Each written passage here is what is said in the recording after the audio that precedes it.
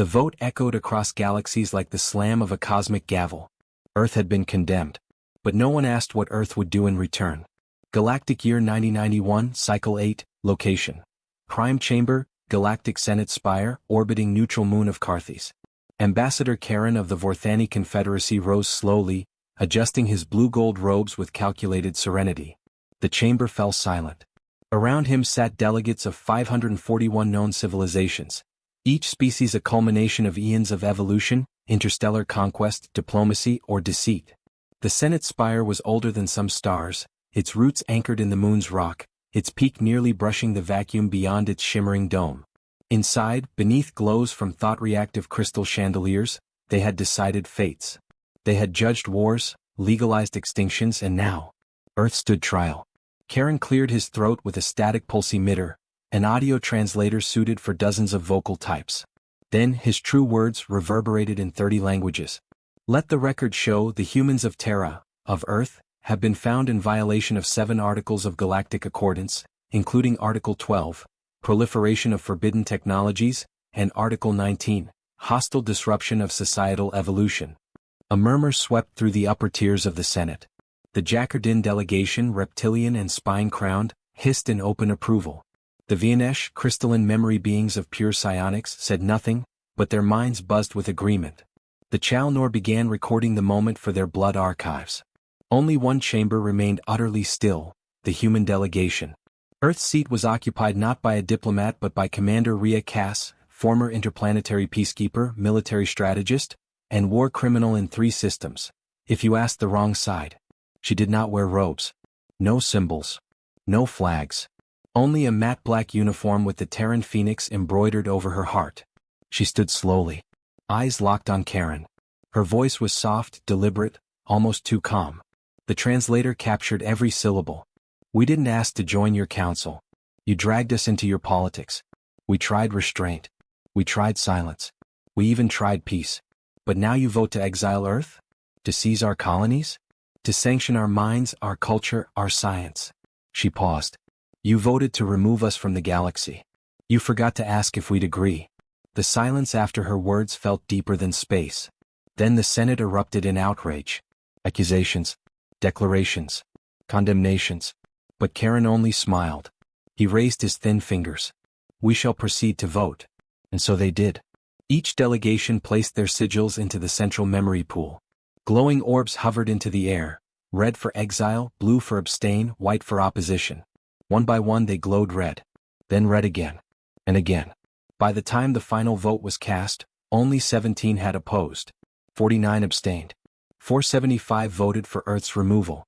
A crimson light bathed the chamber.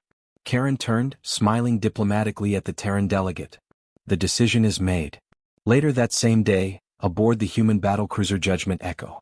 Classified location, Deep Void Region 56B, awaiting orders. Admiral Kalen Drake stood inside the bridge of the Judgment Echo, Earth's first hyperreactive Singularity-class warship. His hands clasped behind his back, he gazed at the tactical holomap that floated before him. Light years curled into colored streaks, system data flowing like liquid silver. Beside him stood Dr. Celine Motaku, Chief Engineer and AI Integration Specialist. Her expression was unreadable. They voted, Drake said, not even turning. I know, Celine replied. They sent the verdict across the priority diplomatic channel. Cass confirmed receipt. Exile? Worse. Seizure of every human asset outside Sol. Retroactive punishment. Trade bans. Tech dismantling. Drake's jaw tensed. And Earth's response? Celine opened a small case. Inside, a key made of obsidian and star metal, cut with human DNA-coded glyphs. Cass sent us the override. Protocol Acheron, Drake murmured. Confirmed. Protocol Acheron was never meant to be used. It wasn't retaliation. It wasn't surrender. It was something far older, programmed into every major human fleet AI the moment Earth joined the galactic community. The response if Earth was ever voted out. Drake inserted the key. 5 hours later, Galactic Trade Route B, Outer Rauner Sector. A convoy of merchant ships, haulers, harvesters, diplomats, moved peacefully along a well-patrolled corridor. The lead ship, a Zentari-class trader, received an alert. A vessel had exited hyperspace nearby. No known call sign. The merchant captain opened comms casually. Unregistered vessel, identify. You are entering a protected. That's when the judgment echo uncloaked. It didn't drift. It didn't announce itself. It didn't even pulse emissions normally associated with standard energy signatures. It merely appeared. 50 kilometers long. Angular. Blacker than the void itself. Its silhouette looked like someone had carved a knife out of a dying star and given it purpose. One by one, the merchant ships went silent. Not destroyed. Absorbed. The Echo's AI, Oblivia, activated passive integration fields, slicing through shields and firewalls with something not entirely code, something deeper. Biological networks. Thought architecture. The ships became still. Their logs erased. Their cores gone dark. Not war. Correction. Meanwhile, Galactic Senate Spire, emergency meeting. The trade guilds were panicking. The merchant convoys had not returned. No signals. No wreckage. Just quiet. Karen dismissed the news with a wave. Human theatrics. A final display before they disappear from relevance. Rhea Cass walked back into the chamber. Without invitation. A violation of 17 diplomatic edicts. And no one stopped her. Her eyes scanned the chamber. This time she carried something in her hand. A small, glowing sphere, white-hot and humming with restrained force. This is a nanowell trigger. It doesn't explode. It inverts. A single drop of space-time reversal tech. We used it to clean an asteroid field. Now I'm going to leave it here with your permission. The chamber erupted. Karen leapt to his feet. You threaten the Senate? Rhea set the sphere on the center podium. No. That would imply you're worth the effort. And then she left. The sphere didn't detonate. But it pulsed, once. Every AI system in the chamber glitched. Every translator reversed its phrases. Every psychic entity felt a pressure behind their minds, like a hand gripping their spine. The message was simple. We were human long before we were galactic citizens. You reminded us why that matters. The galaxy thought it had silenced Earth. But humans had only been waiting. For the leash to come off. Location? Deep Void Region 56B Human Warship Judgment Echo. Rhea Cass stared silently at the sphere resting on the Senate chamber's podium, its echo still humming in her mind. She wasn't aboard the Echo yet, but its presence loomed in every command decision she made. On her private diplomatic shuttle, the sleek obsidian walls vibrated with encrypted updates. Oblivia, the Judgment Echo's ship mind, had sent her the report moments after the convoy's final absorption. Cass didn't even blink. Estimated response time? She asked, eyes fixed on the data stream flooding her retinal overlay. Oblivia, Senate Scrambling Joint Response Fleet. 8 hours until intercept formation is complete. Majority of forces are non-Terran compatible. Cass smiled darkly. They're still assuming we play by old rules. She turned to her aide, Dr. Rahil Noma, once a xenoanthropologist and now one of Earth's best military linguists. They'll try diplomacy first, he said. They always do. It's written into their species' psychology. Collective diplomacy rituals embedded over hundreds of cycles. Cass nodded. That'll buy us 4 hours. Rahil hesitated. Ma'am, if we push Protocol Acheron to Phase 2, we'll be taking out infrastructure, not just ships. That includes Terran-aligned civilian colonies. Her gaze turned cold. Every one of them voted. Rahil didn't argue. He didn't need to. She was right. Galactic Council Intercept Meeting, Orbit of Vanathol Prime. The hastily assembled fleet was a patchwork of designs. Krullian battle spheres, Vianesh projection cruisers, Osari thrum ships that vibrated reality to cloak their approach. In total, 93 warships. A coalition force meant to intimidate. And it would have, against anyone but humans. At the center of the formation was the Senate's honor vessel, the Vadrix Triumph, crewed by psychic nobility and layered in phase-armored thought steel. Inside its gold-laced command deck, Karen stood beside High Admiral Nalvek, a mantid-like strategist from the Zur Hive. Both watched the holomap as the Judgment Echo hung, unmoving ahead of them. Distance, 9,000 kilometers. Close enough for dread. It's not firing, Nalvek noted. Then we speak, Karen said. He opened diplomatic bandwidth. But instead of a human face, the screen turned to black. Letters burned across it, an ancient Terran dialect. Latin. Beneath it, a translation in Galactic Standard. You asked for silence. We grant it. Permanently. Then the signal cut. The Judgment Echo fired. Not with lasers. Not with missiles. But with a burst of quantum packet logic that tore through every ship AI in the coalition. Not a weapon, a command. A command that rewrote the targeting systems, erased IFF codes, and reclassified all Allied vessels as unrecognized threats. The fleet turned on itself.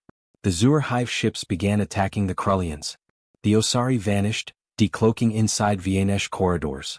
The psychic shields on the Vadrix Triumph imploded, its nobility overloaded by oblivious signals' recursive logic, reducing their minds to paradox loops. In 41 seconds the coalition fleet ceased to be. Meanwhile, Earth, Mars orbit, Command Nexus Olympus Mons. Dr. Celine Motaku watched the footage in silence. Around her, a room full of Earth's most advanced minds, the Ghost Engineers, the Legacy Strategists, and the 2 remaining Bastion Generals, studied the same feed. One of them, General Malik Zhen, finally spoke. So, the galaxy's response to our exile was a fleet. And their fleet's response to our silence was suicide. Celine didn't laugh. They didn't understand the nature of exile. We weren't punished. We were unshackled. Zhen turned. What's the next step? Celine stepped forward and brought up a new hologram. It showed dozens of beacons, hidden Terran installations, cloaked in subspace fields, scattered across the galactic rim. Each was connected by a line of code, Project Thanatos. We launch Phase 3. We let them hear the second message. And what's that? Someone asked. She turned. That Earth remembers everything. Location, Archive Vault 9A Moon of Suraxis, Galactic Cultural Preservation Sector. The Suraxis moon was once a neutral sanctuary. No weapons, no politics, only memory. The archive vault stored the last poems of extinct races, the dying songs of ancient species, and the digital echoes of empires that had chosen peace over survival. That night the vault trembled. The Judgment Echo arrived not in orbit but inside the atmosphere, teleporting via subspace anchor technology the rest of the galaxy still claimed was theoretical. Oblivia interfaced with the vault's core, extracted over 800,000 zettabytes of cultural data, and then did something unthinkable. It returned the data to Earth. And then deleted the original. It left behind a message. If we are no longer of this galaxy, then this galaxy no longer owns its past. The act wasn't seen as a war crime. It was seen as a reclamation. Across the stars, alarms went off, not from human weapons but from knowledge theft. The Senate's control of galactic identity, legacy, and history was breaking apart. Dozens of minor species, long ignored, suddenly turned toward Earth, not as a pariah, but as a liberator. Location, Deep Benares Drift, abandoned human listening post X Delta. A once hidden installation flickered back to life. Antennas unfolded like skeletal fingers. Signals long thought dormant reached into the void. And something answered. It wasn't human. It was older. The AI inside X Delta whispered a name, Sovereign Echo. Cass received the alert. Her smile grew cold. The final protocol was waking. The one not even the Senate knew about. The one Earth had buried not in software but in myth. Meanwhile, Galactic Senate Emergency Session, Carthy's Spire. The chamber was chaos. Delegates screamed. Others had vanished. 43 races had withdrawn from the Council. 9 had aligned openly with Earth. Trade lines were collapsing. Karen, once the orchestrator of Earth's exile, stood in silence. Rhea Cass had returned once more. No guard stopped her. No minds dared question her. She stood at the center and looked around. You wanted Earth out. Now Earth is out. We'll stop when you remember the one rule we never asked to write. She turned and her voice cut the air like a scalpel. Don't start a war with the species that taught you how to fight in the first place. She dropped something. Not a bomb. A recording, the entire Senate vote, doctored with personal messages added after the vote. Every private insult, every mocking comment, every promise to divide Earth's colonies. And it wasn't left on the Senate floor. It was broadcast. Across the galaxy. To every civilization. To every Terran ally. To every former neutral species. The Senate tried to erase Earth. But Earth was not data. It was contagion. And now it was spreading. Location, Carthy's Spire, Galactic Senate. Silence. A kind that didn't belong in the Senate chamber, never in living memory. The broadcast still hung in the air, echoing across every known hypercom array in the galaxy. Billions of citizens had seen it. Not a pirated stream, not a rumor. A direct feed. The truth. And now, across the stars, people weren't just questioning the Senate's authority. They were rejecting it. Karen, once so composed, so aristocratically precise, now looked like a man facing extinction, not of his people but of his order. This is terrorism, he muttered. But no one answered. Because outside the chamber the very architecture of power was fracturing. Location: Galactic Fringe, the Tyran Uplift colonies. Tyrans were not warriors. Not by tradition. But when they saw the Senate's private messages, the callous language, the thinly veiled slurs, the dismissive cruelty directed at Terrans and anyone who dared align with them, they remembered something ancient. That their ancestors had once warred with gods. And Earth? Earth had always honored that. They fought beside us, the elder speaker said before a council of millions. They bled beside us. And when we buried our dead, humans stayed long enough to build the gardens. The Senate forgot our name. Earth did not. 10 minutes later, Tyran mining fleets were rerouting refined antimatter stocks. Not to the Senate. To Earth's exiled colonies. Location: orbit of New Caledonia, exiled Terran colony. New Caledonia was one of Earth's punished outposts, a world barely terraformed, its surface choked with ash and iron fog. The Senate had left it to die after exile. Now it was glowing. The planet's upper atmosphere shimmered with the arrival of multiple orbital scaffolds, construction platforms sent from long-silent allies. Not just Tyran. The Faraxi. The Gyrodem nomads. Even the Kilari scribes, who hadn't interfered in galactic politics for 300 standard cycles. Human children ran through fields of dust, unaware of the tidal shift occurring above them. And in orbit, oblivious second shard, Concordia, began decoding the ancient stellar beacons Earth had hidden during its primitive age. Each beacon held maps, data, secrets, weapons that weren't guns, ideas. Location: Senate Intelligence Corps, Black Site Aurealis 7.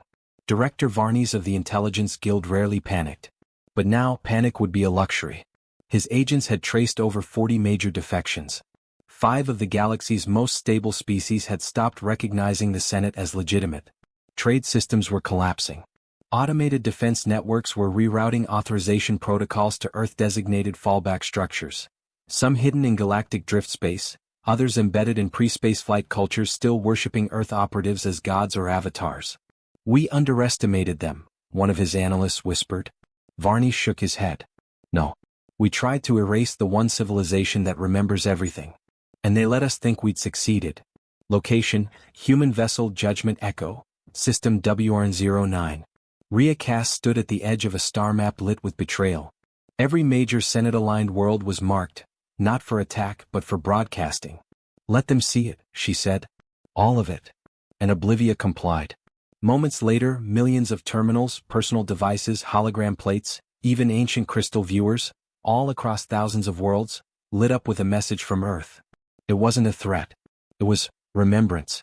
A child's funeral on Earth, attended by alien guests now deemed enemies. A soldier of the Zur Hive embraced by Terran medics after a failed peacekeeping mission. A memory of the Kilari scribes being welcomed into a Terran temple and given the last surviving copies of their extinct language. The message wasn't revenge. It was Earth offering a reminder. You voted us out. But it was we who held your past safe. We who taught you war. We who understood peace. Now, what will you be without us? Elsewhere, Anomaly 46Z Sector Null. In a void where even starlight refused to exist, something awoke. A construct. The Sovereign Echo. It had no engines. No weapons. It was a monolith. Yet as soon as the last fragment of Earth's legacy transmission pulsed across the stars, it moved. It didn't travel through space. It rewrote it. Planets flickered, entire sectors destabilized. And when it passed, it left behind relics. Impossible geometries and symbols only humans could read. This wasn't war. It was terraforming the galaxy's soul. Location: Senate Chamber, Collapse Day +3. By the third day after Earth's cultural strike, the Senate was functionally dead. Dozens of delegates had fled. Some were dead. Others had defected. And one by one, entire systems declared neutrality, not out of fear but from shame. The vote had been unanimous when Earth was cast out. Now the galaxy realized it had cast out its conscience. Karen sat in darkness. The chamber was silent. But then Rhea Cass entered again. This time unarmed. Unarmored. Alone. She walked across the floor and placed a single Terran flag at the center. And then she whispered, "You exiled us from the body of your empire. But we are the mind. And we have returned. Not to conquer. To remind you what you lost." The flag glowed once, then burned to ash. And across the galaxy new flags were raised. Some alien, some Terran. All marked with one word in ancient Earth script. Remember. They erased Earth's name from the Senate. But now Earth was riding in fire. Not as a nation.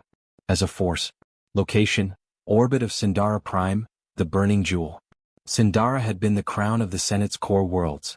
A jewel-ringed planet of luxury, of high art and genetic elites. Now, the rings were gone, vaporized in a single pulse of lightless energy. Not from a weapon. From the sovereign echo. The construct had entered orbit without resistance, and in seconds rewritten the gravitational structure of the system. Moons began to hum. Planets began to shift. The people of Sindara watched as their world's tides reversed. Then came the signal, not from a fleet but from deep beneath their planet's crust. A human message, decoded by forgotten translation protocols buried in every Senate system. You stood above Earth pretending the stars were yours. Now, we'll show you who taught you to walk them. Location, the void corridor, vanguard of Earth's legacy. In formation like old phalanxes of ancient Earth warriors, ships emerged.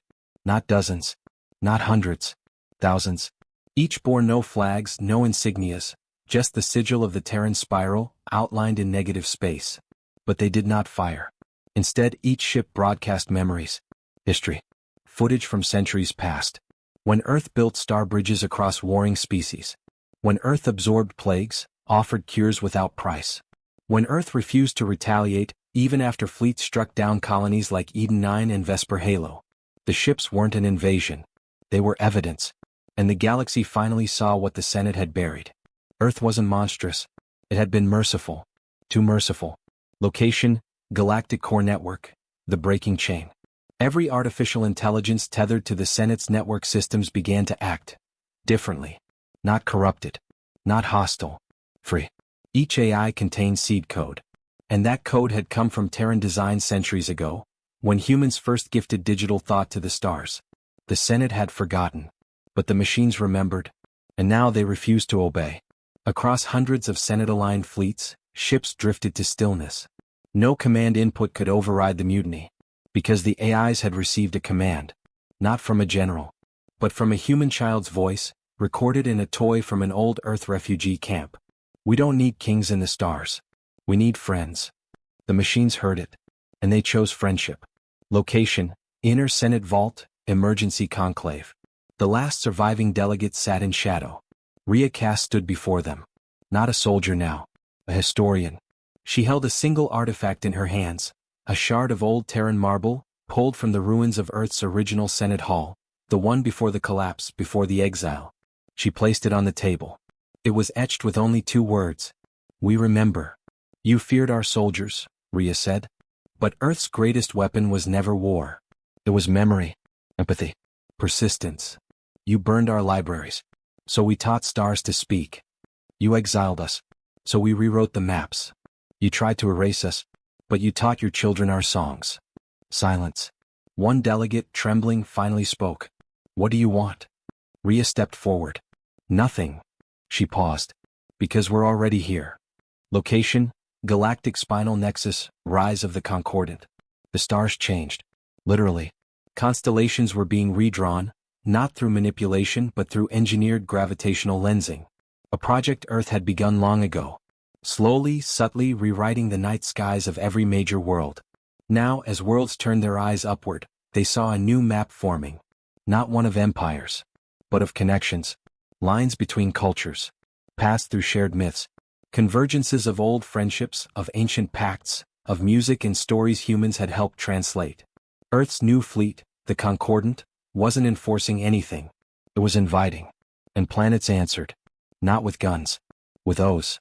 The Pharaxi offered their crystal archives. The Gyrodem nomads shared their tide codes. The Kilari scribes came forth with their living books. One by one, species began to opt out of the Senate. Not to join Earth's empire. But to join something older. The idea of Earth. Location, Earth, reclaimed. The ruins of Earth were no longer ruins. Its skies now shimmered with living auroras powered by etheric harmonics. The gift of an extinct race that had once called Earth a cradle of light. Cities rebuilt themselves. Not with conquest. With help. With alien hands. With friends. Children played in fields of red grass seeded by tyrants. Poets composed in a dozen languages, some with no spoken words.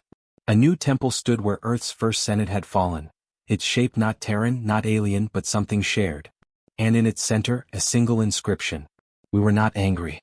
We were awake. We did not conquer. We connected. And when you voted us out, you voted out your own heart. Epilogue, from the stars. Across the galaxy, the stars whispered. The Senate's name faded from systems, monuments, memory. In its place, a new word rose. Not as a government. As a legend. Terra. It meant something again. Hope. Fire. Friendship with steel beneath. And memory that outlived betrayal. If you felt the fire of Earth's story, subscribe to the Void Narratives for more epic tales where humanity doesn't just survive. It makes the stars remember. Fire. We don't just tell stories. We make them feel like home. Turn on notifications. Join the fleet. Because when the galaxy forgets, we remind them. Milky Way.